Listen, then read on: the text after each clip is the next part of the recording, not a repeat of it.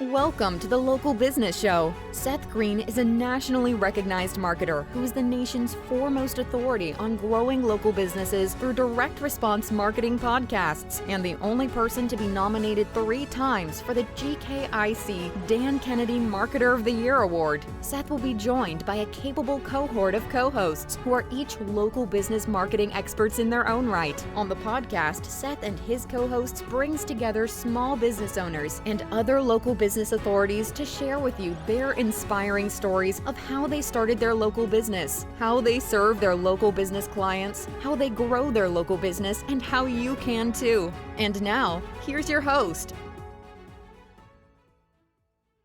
Hi, everyone, and welcome today to the Umbrella Local podcast. We're talking today with the owners of City Volkswagen in Chicago. We've got a great opportunity for you to learn about the business and this organization, and want to introduce you to the owners, Anthony and Shawn. Welcome, guys. Thank you. Thank you. Great.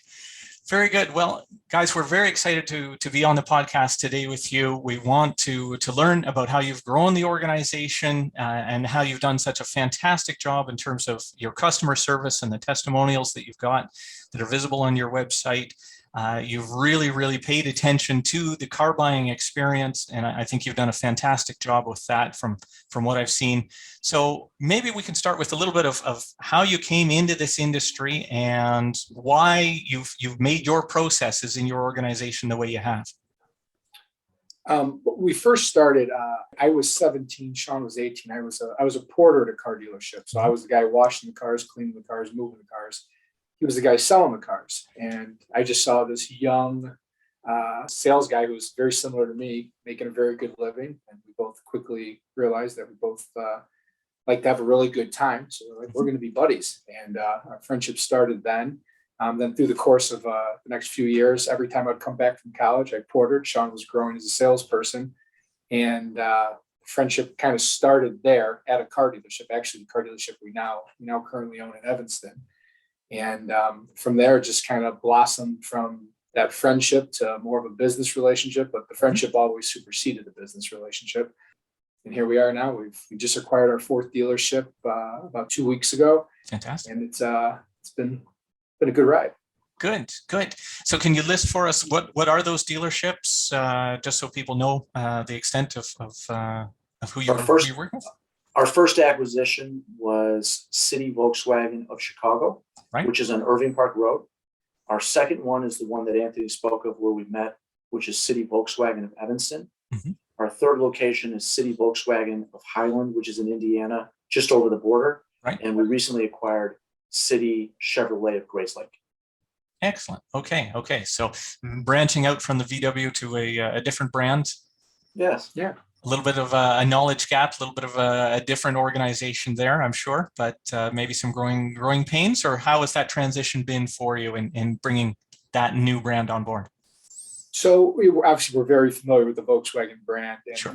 This dealership that we acquired it's in Grayslake, just 15, 20 years ago, it was the powerhouse Chevrolet store. It sits on about 18 acres of land.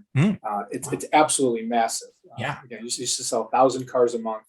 And it's gone through a couple ownership changes, but the core is still there, and it's a fantastic opportunity, and it's gonna allow us to put our tried and true processes that we've proven at our Volkswagen stores into a different brand and a much larger brand, especially in North America, which Chevrolet is.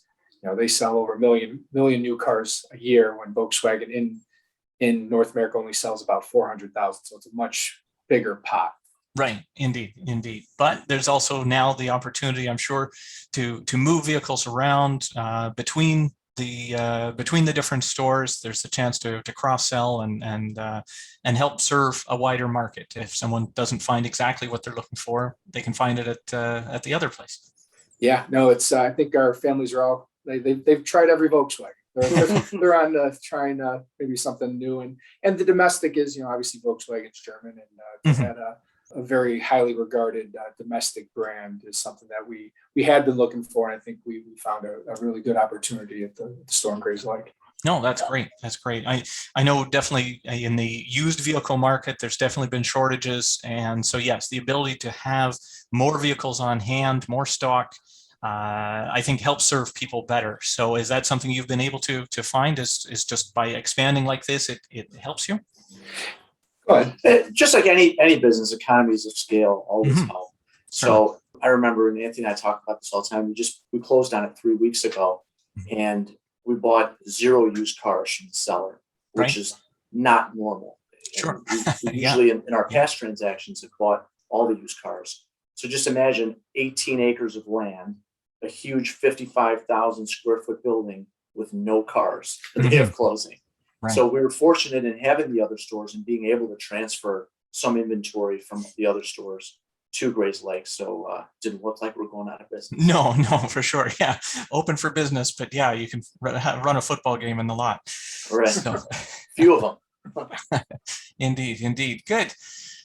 So let's change focus for a moment. You obviously have a great team that you've been able to build over time. And I saw on your website, you have the ability for people to submit job applications there.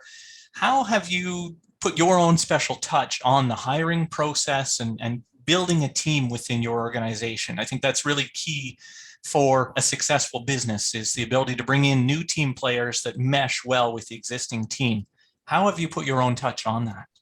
Well, so we're both first generation car dealers. We didn't, our dad didn't hand it to us, our grandpa didn't hand it to us. So we truly started at the very bottom and worked our way up. And I think both of us, we look at the business very differently than a lot of the current car dealers, where it's been passed down. I think we view the business as more of, it's the people, right? The only reason we've been able to grow from 1 to 2 to 3 to 4 in 2 years is because of the actual individuals that we have. And, I look back at, we closed our first store in September of 19. And I look at our first 10 employees, right? They're all still with us, and they've all been promoted from one position to the next. Some have risen to, some of the highest levels in our company. Right. It's because you provide someone with, some support and a good opportunity, and you let them do their job. Right? You don't get in their way. You help them and give them the right tools to do their job at a very high level. And both Shawn and I are what you see is what you get. There's not ulterior motives, or we're doing other things where we're all about the business, but more we're all about the people. And it sounds very cliched, and I know it does, but we do a lot of things outside of the 4 walls of the dealership. Sure. We do our company picnic, which it's a picnic on our asphalt of our dealership, was the highlight of this year, where all the stores were able to come together on a Sunday afternoon. And we both got in the dunk tank for some reason.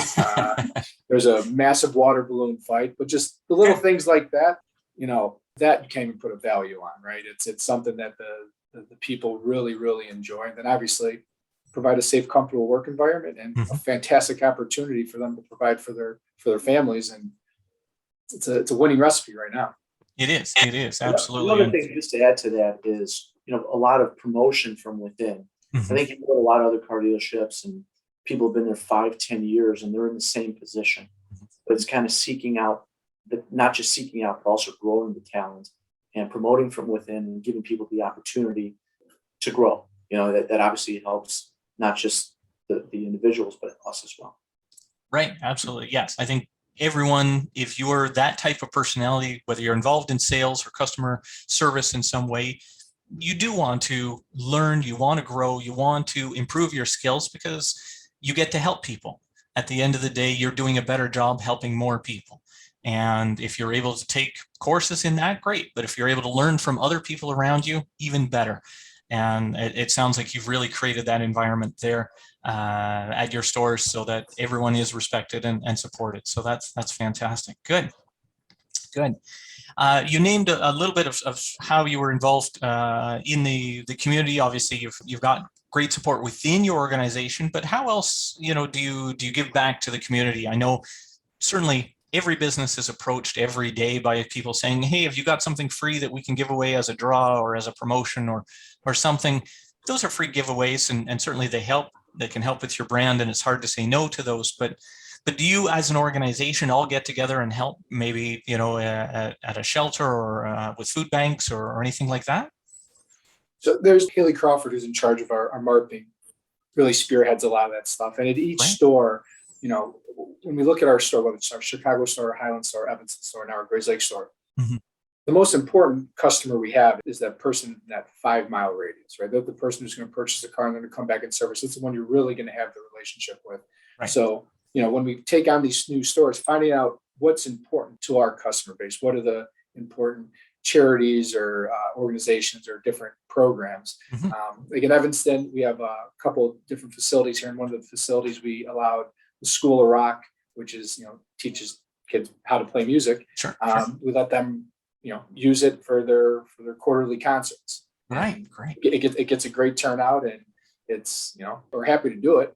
And, in Chicago, whether it's donating to food pantries, whether it's supplying breakfast or lunch or dinner to the fire departments, police departments, things along those lines. And again, Haley does a great job of, reaching out to different groups within each area to be involved. And again, does it result in car sales? I don't know. Maybe not, but that's not really the point of it. No. It's something that, we benefit from being part of the community, obviously, and we do like to give back quite a bit. Right. Yes, there's an opportunity for every dealership, every business to get out there and do that. Not many do. So if you were doing it, fantastic. Kudos to you. Absolutely. It is an important thing for all of us to help support each other. And yes, you are part of a community. It's not just a singular place. In other news, I think one of the big things that I saw on your website was around the customer testimonials. So obviously, yes, you're doing a fantastic job bringing people in. They're having a great experience. And the one thing that really caught my eye when I read through some of those testimonials was that it says our salespeople aren't pushy. Was reiterated over and over again. It was a fantastic experience. They took their time. They took extra time. They weren't pushy, and they really did a great job, which I think is absolutely a testament to how you've trained and helped your staff. I know there's such a stereotype in the car sales business of pushy salespeople. It's an aggressive type of industry by nature. How do you train your staff not to act that way? I think Shawn and I we're just not pushy people in general. Sure. When I was when I actually sold cars, probably wasn't the greatest car salesperson because I wasn't pushy. I really apply pressure because to me, it was like, you can buy a car now. That's good. Or you can buy a car in a couple months. That's okay too. And it's just, I always kind of go back to, I remember my mother describing the first time she walked into the dealership that I first started working at, and she was attacked, right? The customer walks in and you have the sharks. I'm like, God, I never want to be like that. And that's why when you walk into one of our showrooms, sometimes you might have to look to find someone because we don't want the customer, we want them greeted in a timely manner, but not for 5 people to converge on them. And again, the car buying process, there's so much information out there. It's something where the customer comes in very well informed. Just, either validate the information they know, maybe correct it if they misread something, just help them along the process, because that's ultimately what people want, is just to be helped along the process. We sell the cars every single day. A customer buys a car once every 3-4 years. They're unfamiliar with it. So just be helpful, friendly, and make it as easy as possible, because then guess what? That person's going to maybe go on Google or Yelp and say something nice about you. And then another person will read it. That's really how we've grown the business, especially in Chicago, which was our first store. When we first bought it, it was selling 80 cars a month. And before this car shortage, it was over 200 cars a month. And it's all because of that type of selling. Indeed. Yeah, I think you hit on a really good point. People are very educated these days, if they choose to be. The information is out there on the internet. There's reviews, good and bad. And I think as consumers, we all have to take things with a grain of salt, when we read reviews online. But having someone come in and then ask those questions and open themselves up so that you can help educate them and help guide them down that path, I think is the best route. You want an educated customer. They're going to be a good advocate for you. So it's a great route to success. And I guess related to that, then, do you have more plans on more hiring, or how would you see the car sales process changing in the future now that in this COVID, post-COVID time, really, people can just purchase a car pretty much on the internet, sight unseen, if they choose to. How are you changing your sales approaches to help better educate people? For us, over the past, let's call it year, I can count on, and we've retailed thousands of cars over the past year, year and a half. Let's go all the way back to when COVID began. I can count on probably one hand the amount of remote deliveries we actually had to do. I still think the vast majority of buyers still like to come in, touch, feel, drive, and have that experience. Now, is that going to dwindle more to the remote? Probably, and you have to learn how to accommodate that. Again, if you can't communicate effectively on the phone, or more specifically via text, via email, if you can't communicate your message effectively there and engage with the customer, you should board up and find another business. Because my floor managers now, they're not on the floor; they're behind a keyboard, engaging with customers, whether it's email or text. And again, people, there's a statistic that new car buyers visit 1.1 car dealerships before they buy their new car. Right. That means they go to one store, right? And if they leave you, they're not going to come back to you. And that's why you get all the upfront information. And when the customer's in, you're ready for them. You have two options for them, or whatever cars they want to see. And again, be upfront, transparent. And again, the business for us, it seems pretty easy because you just treat people right. You give them the information they want, and they usually end up buying a car for them. Right. Now, to your earlier point, Chris, it's certainly changed a lot over the last, when we both started almost 20 years ago, where, the internet was almost non-existent as far as car shopping was concerned. Indeed. And that statistic of 1.1 dealerships was 4 or more at that time. And people would, compare different makes and, within those makes, different models. Indeed. People do certainly come in very well informed. And our process is different because, again, we're not pushy and the people are just product specialists. So as Anthony said earlier, just, helping them with the information. And if they're incorrect about something, just correcting them and making sure that we can help them down the right path. Indeed. Yeah. It moves from a conversation about price to more about value and how this is a fit for your needs, now and in the near term future for them. So no, that's great. Maybe some insight for our listeners here. What is happening in the used car market these days, and will things be changing anytime soon? I just had a manager meeting prior to this, and he looked at me and said, "If you have any suggestions on how to find used cars?" Again, we've been in the business 20 years. We've never seen anything like this. No. Anyone who's been in the business longer I've never seen anything like this. It's going to get worse before it gets better. And when I say worse, it's just the supply is going to be tighter. Once the factories start ramping up their new car production, then the used car market gets a little bit more saturated. It's not going to be saturated, but right now it's just an interesting time, and used car values are the highest they've ever been. New car transaction prices hit another record last week, I saw. So in the near future, I think our guess is as good as everyone else's, because the manufacturers, whether they know they're not telling everyone, they're a little cloudy with what they actually forecast they're going to produce. But it sounds like things will start to ease in the end of first quarter next year, second quarter, where you'll see more steady and stable production. Right.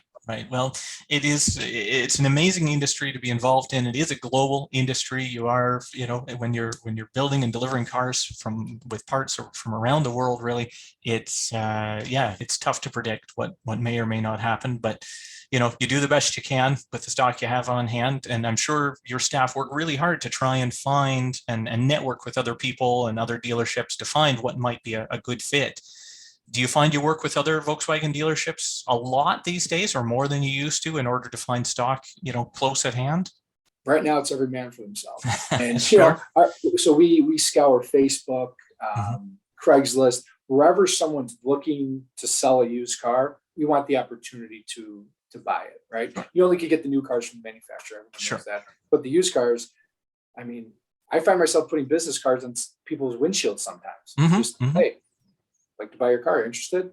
And haven't had any success with that, but you really have to look at every every avenue to acquire used inventory. Because if you're going to the auction, you're going to be standing there by yourself.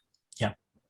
Have you ever thought about the parallels between selling cars and selling homes? That a lot of the tactics and a lot of the marketing approaches and the customer service approaches that are being used in the real estate industry are very similar to cars. You are making a big level purchase. There's a lot of education involved. I think with a house, there's obviously more legal risk than a vehicle itself. But do you find that there's cross-pollination there in some of the ideas and some of the approaches? I think they're pretty different industries. And I think that the types of people that sell cars and people that sell real estate, kind of different personalities as well. Okay. When, let's say, for example, you're buying a home to live in, I mean, you're not going to visit 1.1 homes, right? You might look at 5, 10, 15. I have some real estate agent friends that have been helping people for over a year and they still haven't found anything. So I think it probably takes a little bit more patience probably selling a home, because in order to make that transaction and to consummate it, and there are a lot of other moving parts in that as well, right? Then you have to worry about getting a mortgage versus, which is a bit more difficult to get than obtaining a vehicle loan. A lot more documentation, a lot more time, appraisals and things like that. So I think that although they're both sales, I think they're pretty different in very different industries and different type of personalities for the salespeople. Interesting. Okay. All right. I think you're probably right with that. It definitely is, different time scales for, and different scales, obviously, of dollar values for that. And yeah, I just, am thinking in terms of there's just not a lot of market out there for used homes. Home buying is a difficult process. People come in not as educated as they could be. Car buying, people are getting more educated with that. Is there something that you would like people to know, either a myth that you'd like to bust or something that you would like if someone was coming into your dealership, what would you like them to know ahead of time? I just think, what you mentioned before, that there's that stigma of being a car salesman, right? And I think people come up with these huge, walls that you have to knock down. And, for us, we're going to talk to you like you're our friend. Sure. Hey, what's up? Or, hey, how are you doing? It's not going to be this very formal, rigid, robotic process. Most of the time I walk into some of my stores, I'm like, what's going on? Is there a party in here? Like, why is there so much laughter and joking and just, very car dealership activity? Just like, we just do things very differently. Sure. Again, I think it starts with Shawn and myself, our mentalities. We just view the business very differently. I think that's why we've been able to make so much headway in, the Volkswagen segment. It's just, come in, ready for a good time. Because at the end of the day, it shouldn't be a painful process. This shouldn't be something that you're like, what the heck's going on? And, we'd like to tell our customers, hey, this is what's going to happen. And that actually is what happens. Come in ready for a good time, and hopefully you'll leave in a car that you enjoy for a while. Good. Yeah. Fun, transparent, convenient, all things that I think you all embody. So fantastic. One last question before we go here, and I know there's probably maybe some interest for our listeners, is in the electrical vehicle market, battery powered vehicles and the EV market. What have you got coming in on the lot, and what's new and exciting in that market? So Volkswagen, I think, is very, very well positioned in the EV space. Right. They invested something like $3.5 billion into the infrastructure for electrifying America. There's charging stations that you wouldn't even know are charging stations right now. But once they ramp up the production of their car, of our SUV, which is the ID4, you'll see them pop up a lot more. And it's a crossover SUV, which we are currently selling, is fantastic. It's an electric car that drives like a German car, and if everyone we get in stock is sold within a day. Fantastic. It's something that's really, it's going to be a game changer. And it's finally, I think Volkswagen has the capabilities to make it on a very, very, very large scale, right? Volkswagen's first or second largest auto manufacturer in the world, depending on the year. And they have the capabilities to produce electric vehicles on a scale that really nobody else can. I think they're ahead of the game with the infrastructure because of how much they invested in the United States. And, how do I get from here to New Orleans without having to wait 45 minutes or an hour to charge. Right. But again, they have to have the cars on the road to really, leverage that investment in their infrastructure.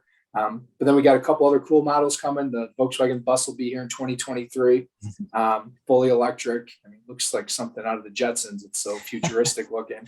But that's why Shawn and I took on a couple Volkswagen stores, because we saw what they're doing currently with their current lineup, but then we saw the stuff that's happening, 5, 6, 7 years down the road, and it's going to be good. And I think it's going to be a game changer for the EV space in the United States. Fantastic. Good. Well, we'll definitely look forward to that. And I know we'll see probably lots of marketing and ads on TV and everywhere for those. And now we know where to get them. So thank you very much, Anthony and Shawn, so much for your time. And again, maybe you'd like to let us know your website URL so people can visit. Got a couple. So it's City VW at either Chicago, Highland, or Evanston. Right. So City VW Chicago, City VW Evanston, City VW Chicago, and then City Chevrolet of Grayslake. Very good. All right. Well, thank you so much, guys, again for your time, and hope everyone had a great chance to learn more. Thanks. Thanks, Chris. Well, thank you, Chris.